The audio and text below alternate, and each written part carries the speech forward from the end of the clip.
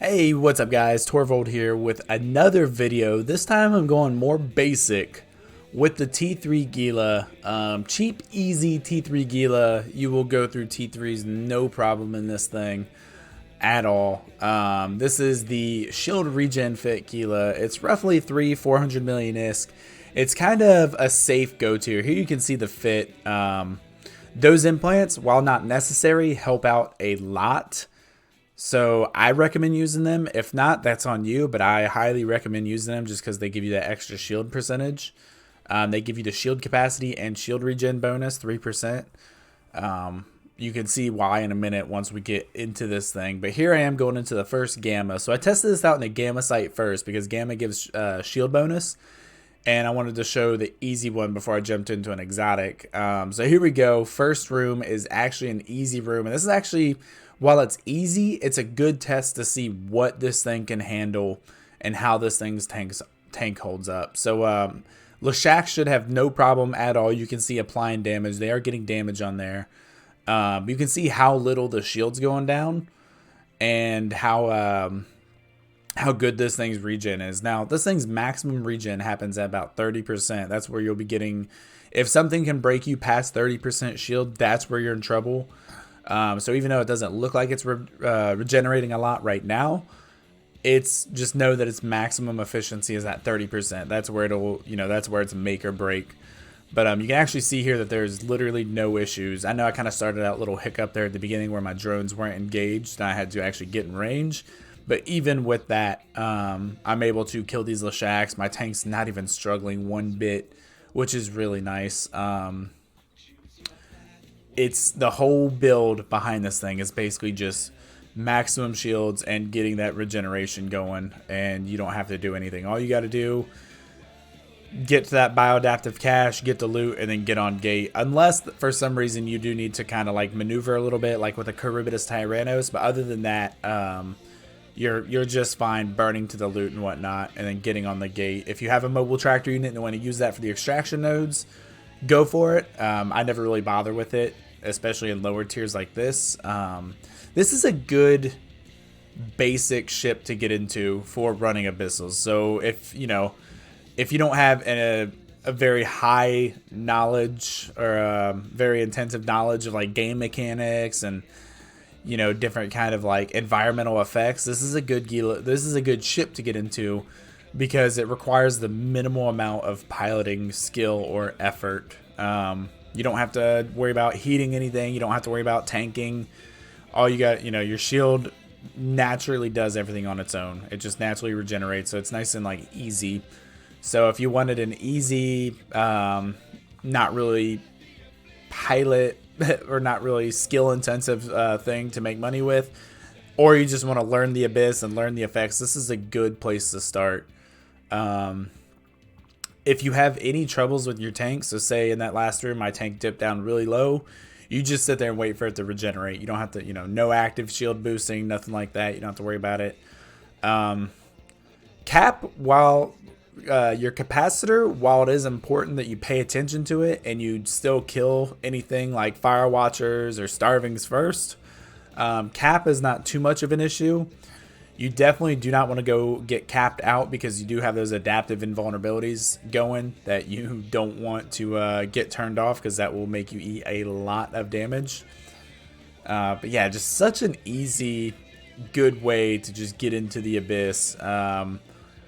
If you're not really looking for a challenge or if you're just trying to learn it, this is the way to go. Again, it is, we are talking about 400 million is total, but that 400 million ISK is going towards a ship that you're basically just going to farm with, and you should not have any issues. I can't think of anything. I mean, even if you screw up piloting, like you'd have to fly out of the Abyss to really like have a bad time. There we go, 9.2 million that one. That wasn't bad at all.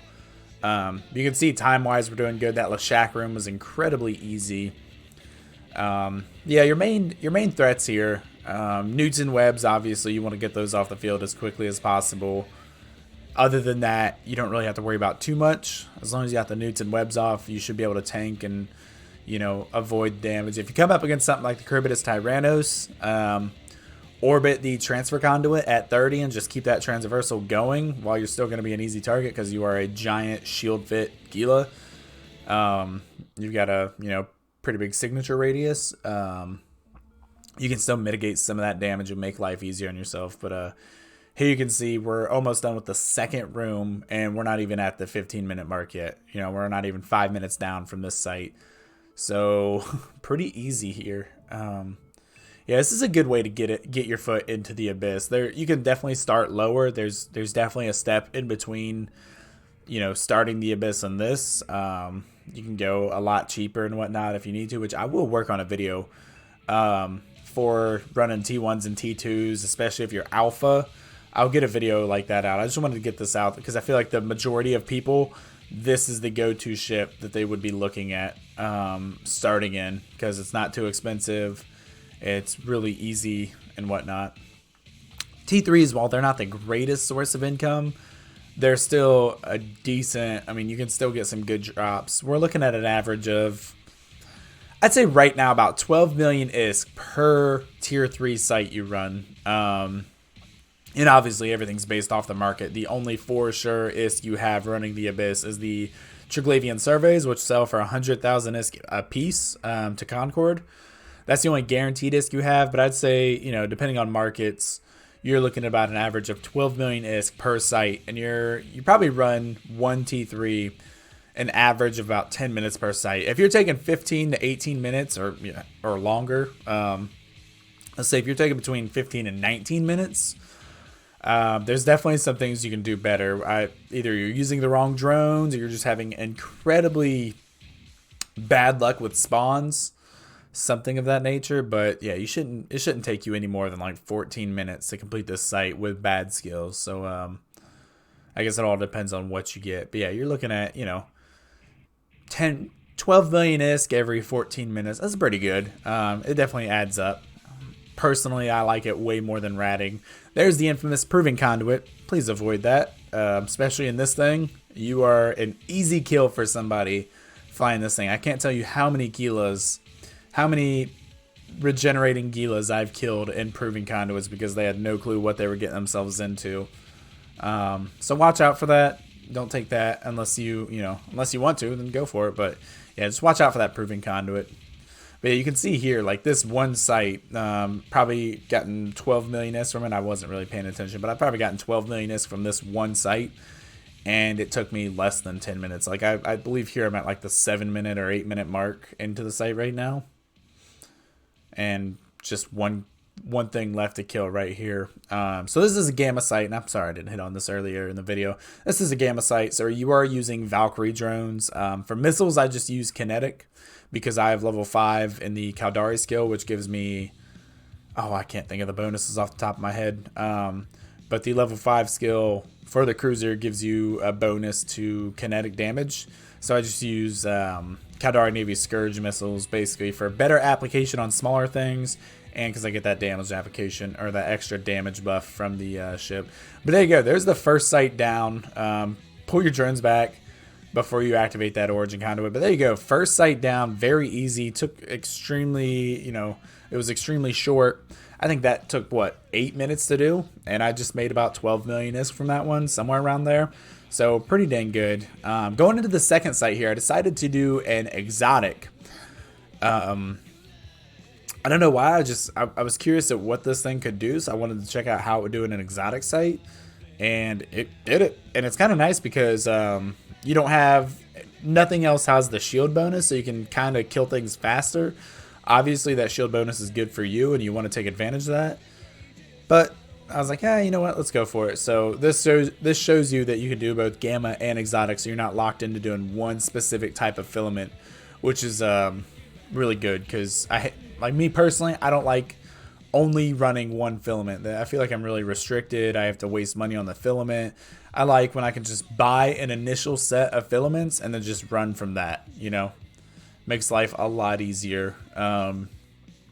As I run T5s, I have a different ship and fitting for each different filament. So as I run T5s and I get more filaments, I can just keep going. I don't have to go and restock. If I do need to restock, I just buy Firestorms because those are stupid cheap.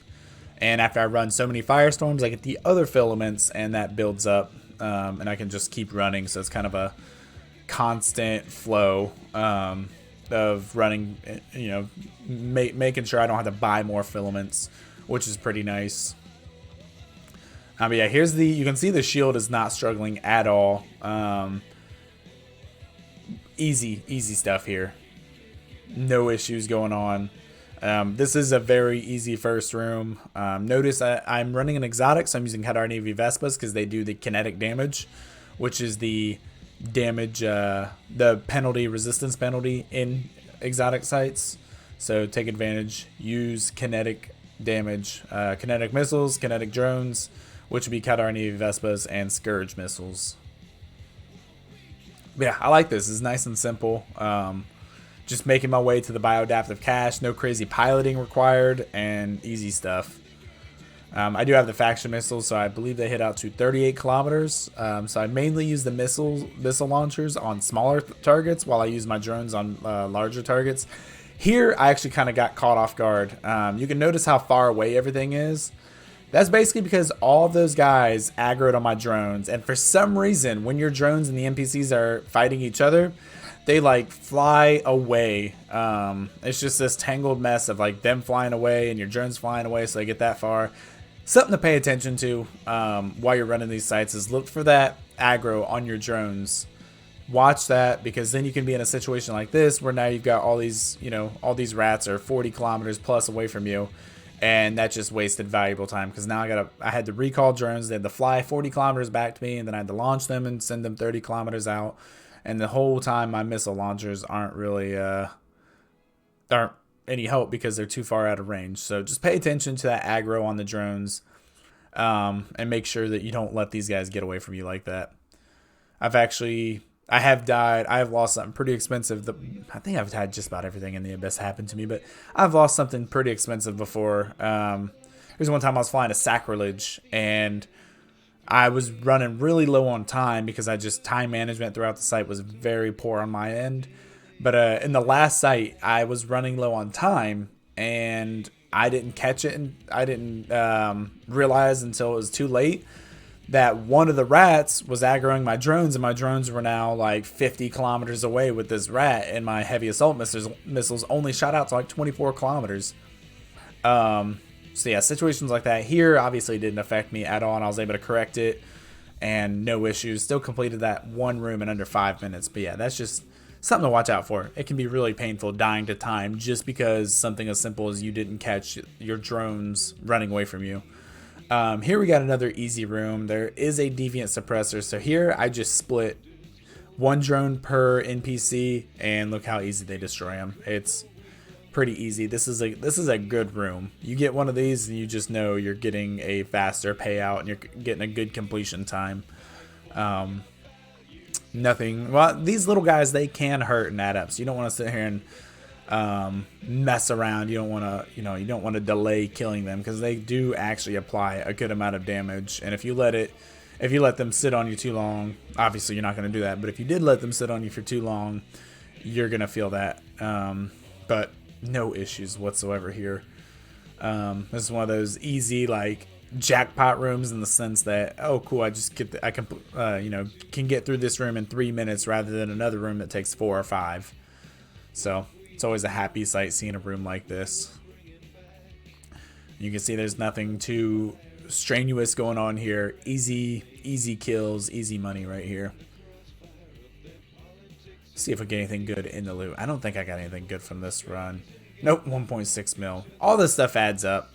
T3s are not the best form of income, as I talked about earlier. You're not going to get rich. However, you still have a chance of something good happening. I'm trying to think. I've ran a total of 1,300 tier 3 sites in my, since the activity tracker came out last year. I've ran that many sites, and I've gotten a lot of specialization skill books out of T3s. So you never know. Any T3 you run, that 10-15 minute site could get you 600 million ISK. It's rare, obviously, but it's a possibility. So You know, just think about that. You get, if you hit one of those jackpot sites and you get a specialization skill book or an extremely rare mutaplasmid, that's worth a lot. Any of the unstables that are worth quite a bit of money, you know, it's good. You'll be happy. Here in this final room, you can see I came up against the Tesseras, the battle cruisers that are an extreme pain to deal with.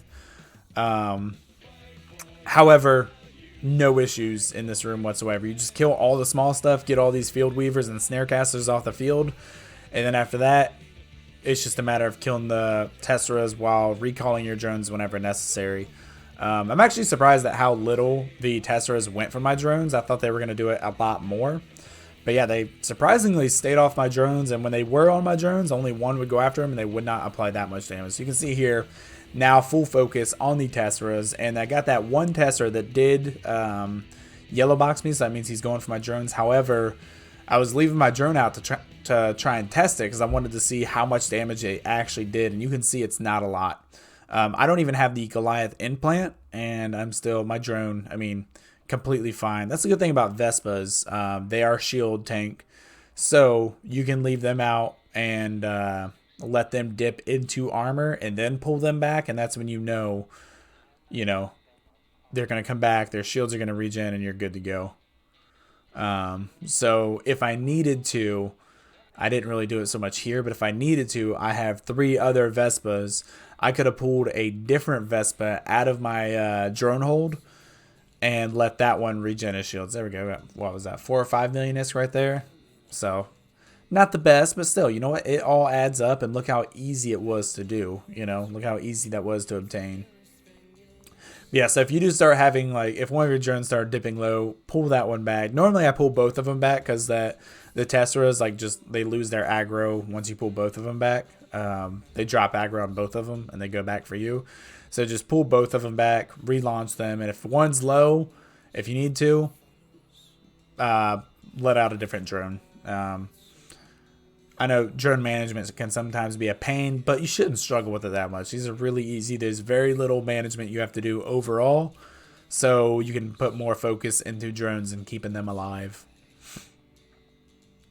But there we go. No issues at all from this site, and you can see I still completed it in under 10 minutes, which is really good. I'd say if you're 12 minutes or less, then you had a good site. If it takes you more than 12 minutes, then there's something you can improve on. But there you go. That's all. That is a T3 exotic in the regen Gila. This thing's nice and cheap. Please try this thing out. Get yourself in the Abyss. If you have any questions, let me know. I'd be happy to answer. There's the in-game channel, Abyssal Lurkers, open to everybody. It's basically an Abyssal community.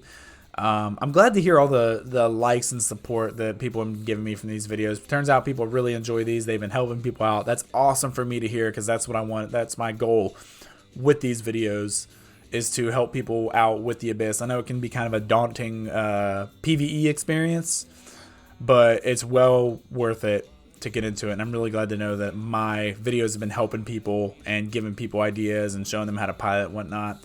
If there's anything you would like to see at all, please let me know. I'd be happy to try it out, make a video about it just to show you how it works. Or if you just want to ask me and talk about it, completely cool with that.